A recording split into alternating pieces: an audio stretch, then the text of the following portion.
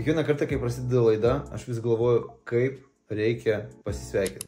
Aš toks žmogus visur ateinu, išeinu toks, nei labas, nei ate, toks jausmas, kad ką tik matėmės. Tai šiandien norėčiau pakalbėti apie kelis dalykus ir siūlau negaišti laiko ir važiuojam.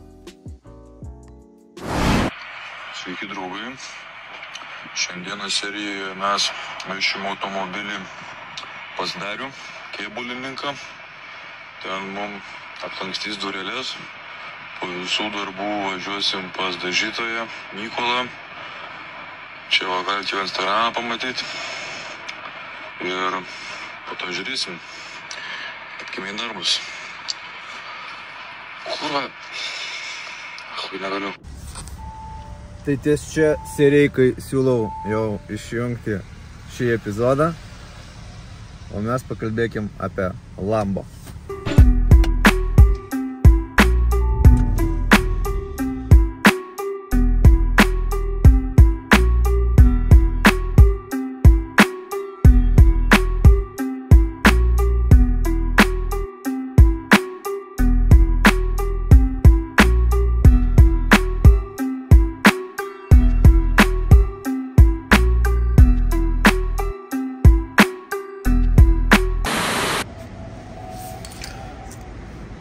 Oi, ne tas raktas. Šitą paliekam kitam kartui.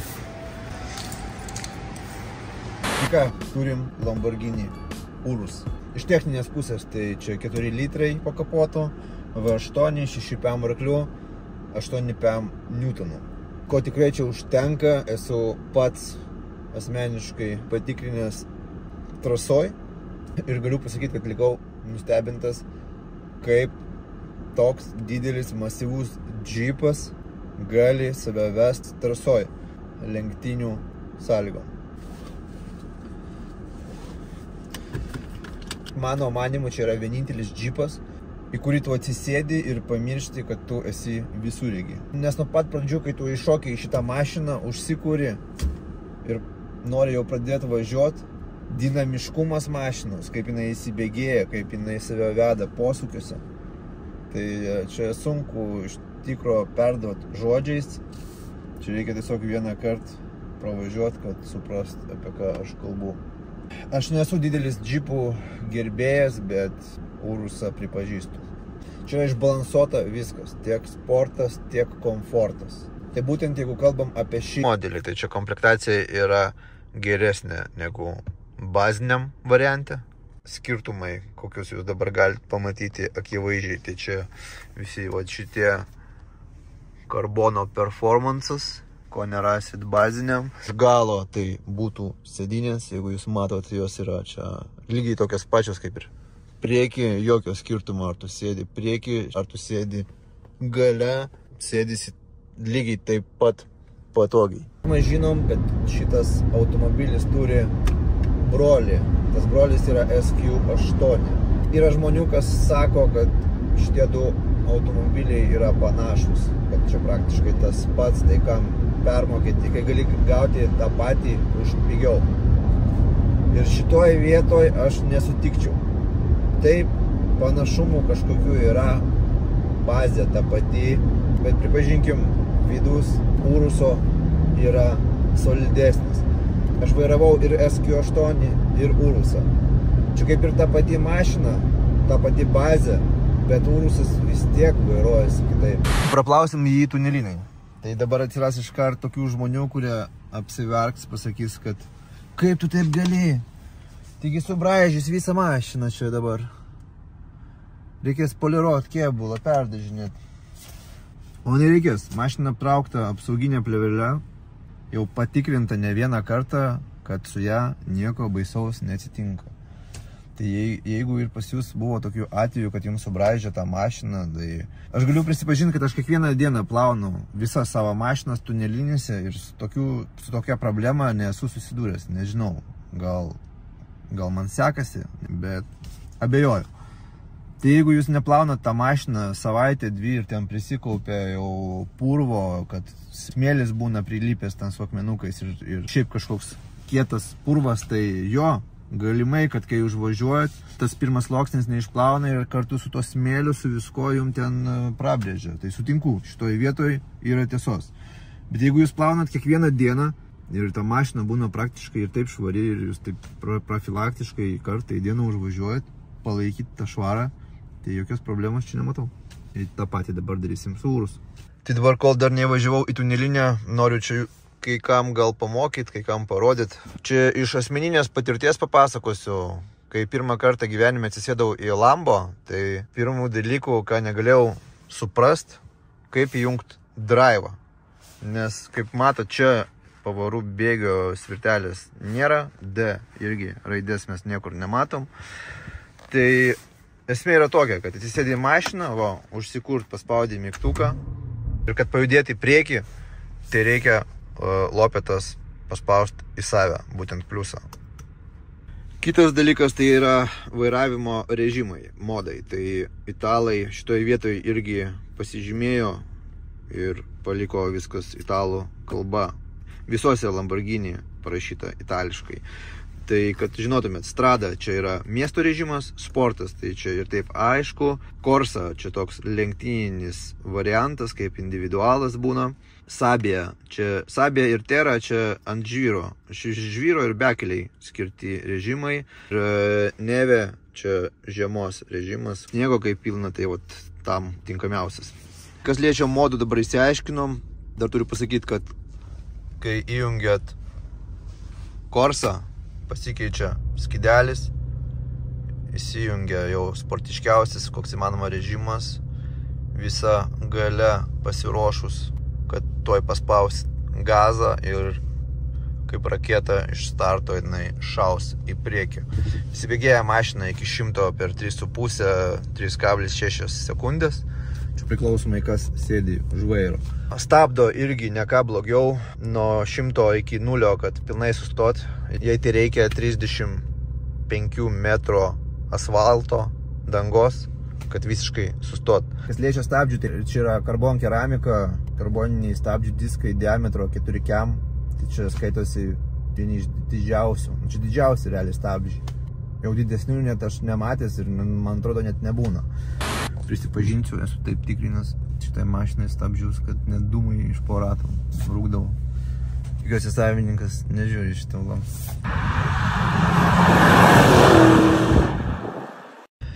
Grįžtam atgal prie valdymo. Tai kaip čia viskom naudoti sužinojom, nesužinojom tik tais, kaip įjungti atbulinę pavarą ir kaip įjungti neutralią. Tai atbulinė pavara yra viskas paprasta. Čia jinai pats didžiausias mygtukas, koks tik yra.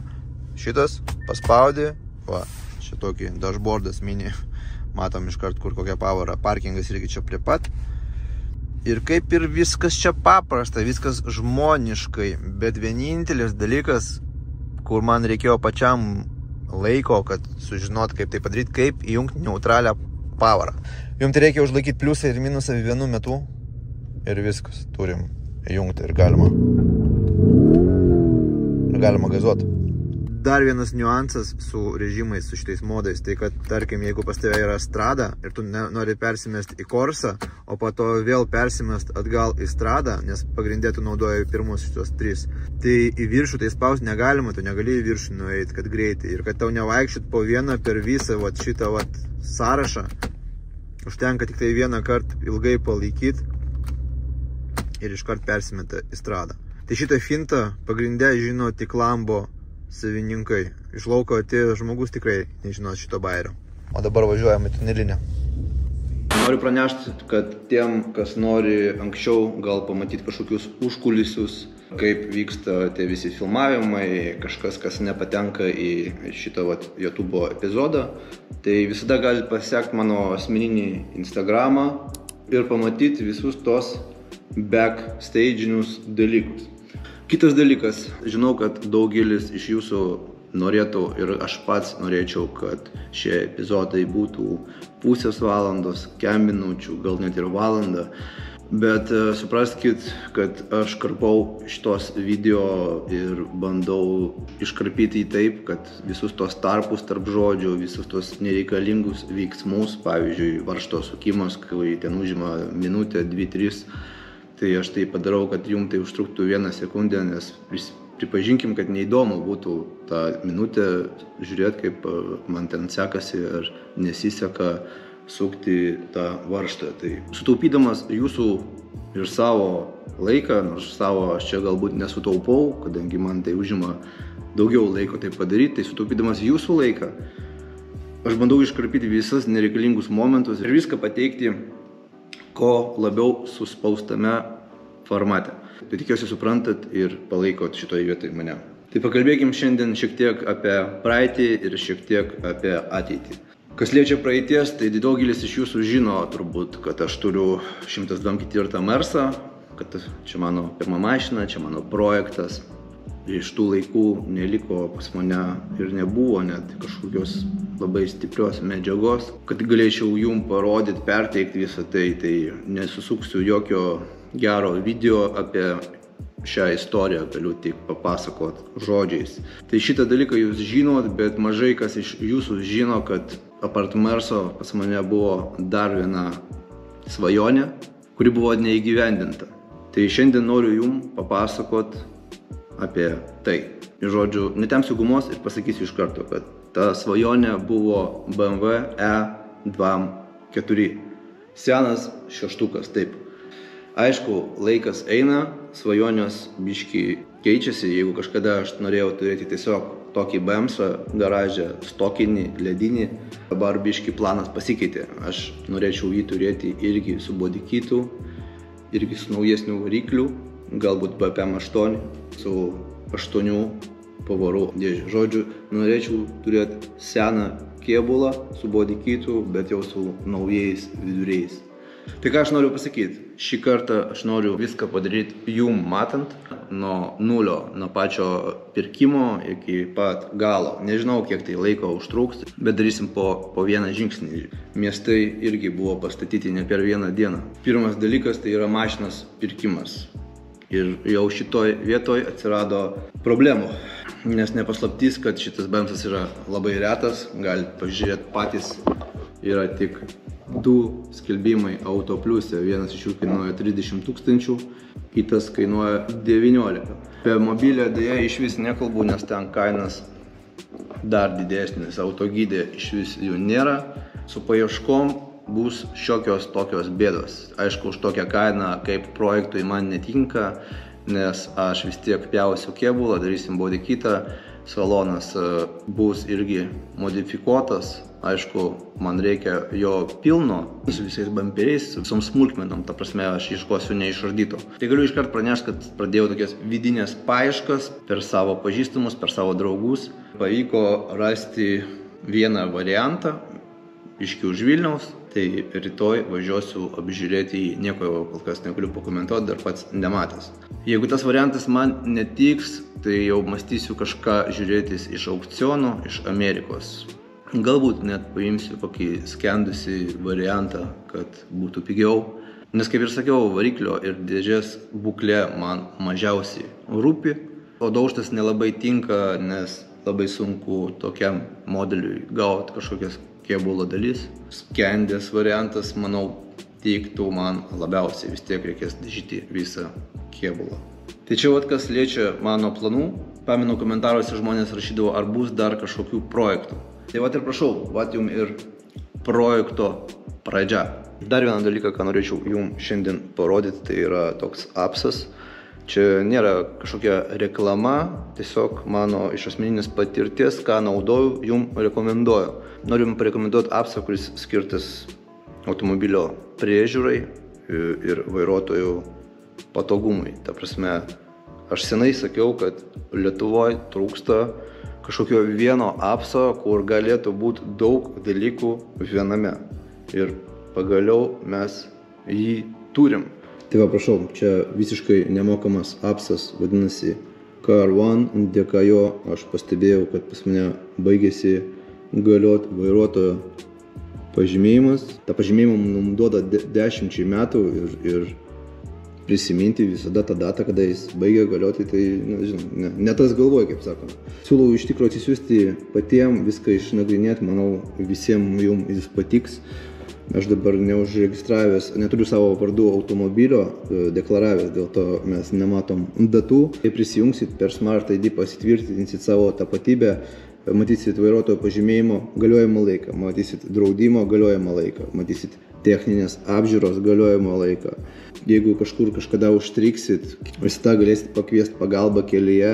Ir turbūt vienas iš irgi patogiausių dalykų, kas asmeniškai man praverčia irgi, tai kai važinėjai per miestus iš Vilniaus į Kauną, iš Kauno į Klaipėdą, tai tas parkingo programėlės, jos visos skirtingos. Vilniuje yra vienokas, Kaune ten kažkokios kitokios yra. Žodžiu, čia yra viskas viename. Galit prisiparkuoti ir apmokėti per šią programėlę. Ir kas patogiausia yra, kad čia vienintelė programėlė, kur jūs galite prisiparkuoti ir susimokėti per Apple Pay.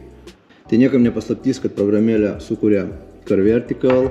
Užsiregistravę dar gausit nemokamą ataskaitą savo automobilį. Tai žodžiu, tikrai patogi programėlė. Galit patys tame įsitikinti, čia atsisiųsti ir patikrinti, jom užims vos kelias minutės. Tai kad ilgai neieškot, palieku jūsų patogumui linkus po video, galėsit paspausti tiesiai iš App Store arba jeigu Androidas, iš Google atsisiųst savo programėlės ir naudotis. O dabar važiuojam toliau. Nežinau, kiek čia tiesos, bet sakė, kad ateityje dar galima bus susimokėti visas savo baudas per Car1 appsą. Ir per Apple Pay tiesiog paspaudė mygtuką ir bam, bauda sumokėta. Nu, žiūrėsim. Jeigu taip įvyks, tai čia bus mano mėgstamiausia programėlė. Šiuo metu yra 9 ryto. Šiandien diena pasidalins į 2 dalis.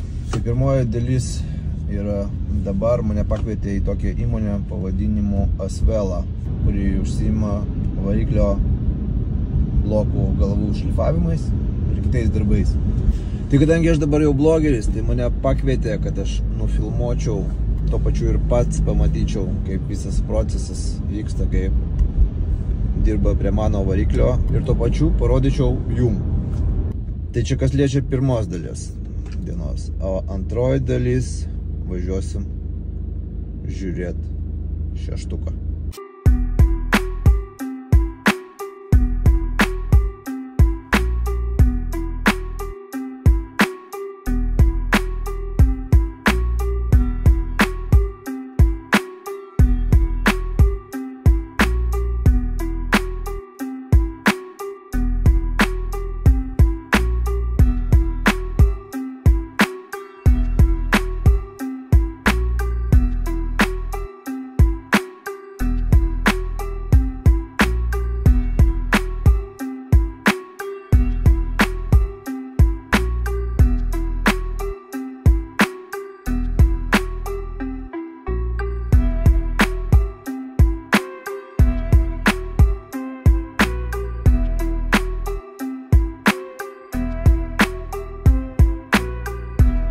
Pirminį tarpą mes jau pasidarom su honingavimu. Tai dabar pati pradžia yra gręžiasi pradiniam matmeniui, visi cilindrai išsistato pagal vieną ir visus iš eilės, vieną paskui kitą atkartoja. Nėra taip, kad tu vieną padarai, tada kitą centruojasi, kitą darai.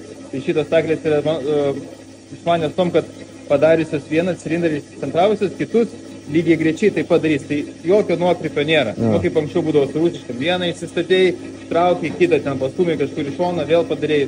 Tai nėra simetrijos. Tai čia mes pasidarom iki matmens, ten paliekam 10-15 šimtų ir jau galutinį matmenį mes jau padarom su honingavimo staklynu, kur jau atsiranda visas tepalo tinklas. Darysim vožtuvo lizdo kampą. Tai pasikeičia kreipiančiosios. Bėga ašiškumas tarp vožtuvo koto ir pačio lizdo. Tai anksčiau, kai būdavo tos staklės, tik jos irgi kiekvieną vožtuvą atskirai darydavo. Pasidarai vieną vožtuvą 3 kampais, trauki, vėl atsimatuoji, vėl darai kitą vožtuvą. O šitos staklės atsimatuoji vieną vožtuvą ir pagal tą vieną vožtuvo kampai tiek aukštis, visi cilindrai lygiai greičiai pasidaro. Čia yra lizdas, kuriame gulasi vožtuvas.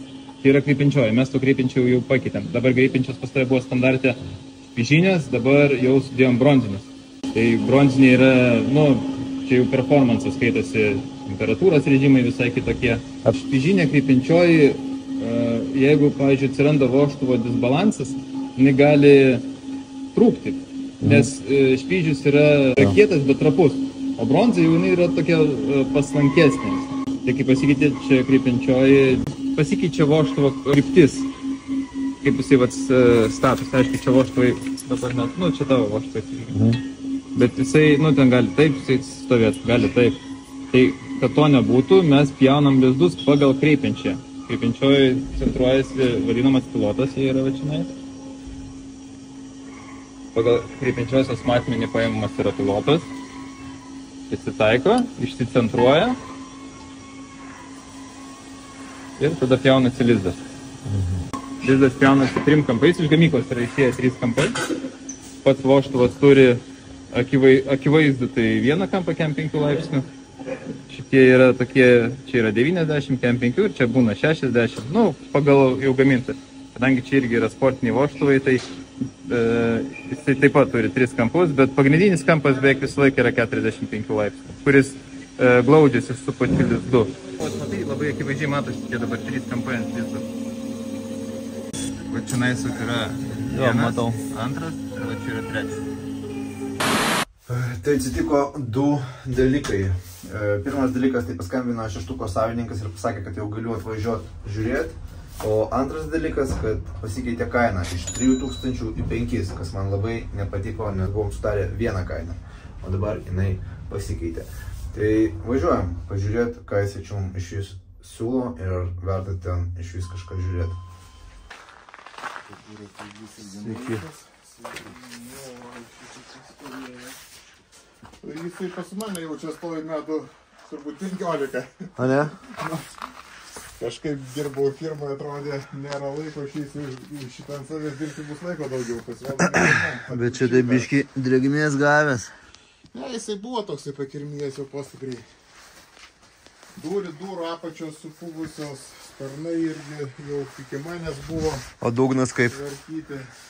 Atitinkamai, kaip ir visą kitą. Ten dažnai atsidaro, matosi, yra ir skylė, kaip sakyt. O, atsidaro kiek. Kiek čia metų visi turit? Jisai pats kaip mintus? Ne, pas jūs kiek jisai. Pas mus tas stovi, pas man 10-15 metų. Senai. Jo, čia skylė, ne viena. Ne viena. Ta prasme, čia šiaip mašina su ja buvo važinėta ir paskui ją nupirko vaikai. Tai aš iš vaikų ją atpirkau, ten vaikai garažų su ja, bet, kaip sakyt, neregistravę kažkiek važinėjęs, atrankėsi, tai... Salonas juodas. O variklis kūrėsi. Jinai įvažiavo čia pati, bet, ta prasme, prieš metus 5 aš jį bandžiau užkurti, nes vis tai būdavo, kas 3-5 metus užkuriu. Ir nebeužsikūrė, tai paskui radau, kad šitas kūros agdys nepampuoja. Supratau. O šiaip kokia jos kaina? Tai aš tikėjausi biškai, kad kėbulas bus gyvesnis iš tikro. Ne, šiaip kėbulas tai tikrai, ta prasme, restauracijos reikalauja. Bet tai čia krūva pinigų. Taip, čia buvo, ta prasme, čia mano kaimynas vienas toks jaunas, kuris buvo sudegęs. Čia, matau, irgi gabalais jau. Ja, ta prasme, sakau, čia, ta prasme, nieko neslėpiau, sakau, kaip yra. Bet šis jau toks ir buvo tada, čia, ar čia nuo stovėjimo, kad čia... Ne, aš jau jį tokį nupirkau, ta prasme, jisai, sakau, durų apačios buvo nupūstas, parpūstas šio aplamai, išmetimui, ta prasme, jie yra. Reikia sparna, ne? Ja. Nes detalių tai šitai mašinai? Nėra didelių, kur pirkti. Supratau, tai ką, turbūt, kad mes pasimastysim. Jo. Pasimastysim, mes biškai tikėjomės, kad taip čia gal bus. Ne, tai kaip sakiau, ta prasme, kad su putais jis tikrai yra papūęs. Ir... O šiaip ateityje ant dalių neleisti jo? Ne. Ne? Ant dalių tikrai ne. Aš, ta prasme, tokią mintį turėjau, kad vasarą ateis užkurti jį, uždėti ant tuos pačius sparnus, duris ir, ta prasme, tokį truputėlį, kaip sakyt, pusiau vaizdė jį. Bent jau važiuojantį, ta prasme, paraduoti. Supratau, tai kaip ir aišku, tada mes pasigalvosim. Bet tik tai, kai vasarą ateina, jo. Nebelieka. Jo, mes pasimastysim rytoj dar vieną kitą, pasižiūrėsim. Turim dar.